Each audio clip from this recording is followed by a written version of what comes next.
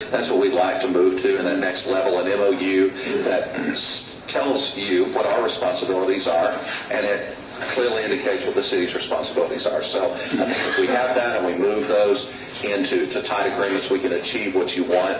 Clearly, from the financing standpoint, our first phase, we're going to have to privately finance plus or minus $68 to $75 million in private finance.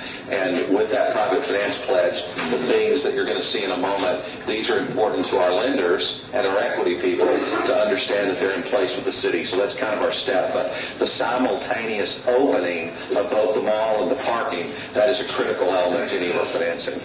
And just in regards to prior things that were done 3 years ago, like you said a moment ago, I wasn't here 3 years ago before you. I've been here before you 3 times now in the past maybe year, and I think we've moved the ball forward to a point now that this mall can be financed as long as we can, get tenants. And in the current finance environment, we have to have something close to this to make the finances work. We're assuming a 50% rebate for Mexican nationals visiting the facility. Again, we're working with our ratio on coming up with better numbers and so forth, and trying to work with the state and get accurate numbers. But assuming a 50% haircut off those revenues, the city receives approximately $384,000 in sales tax revenues.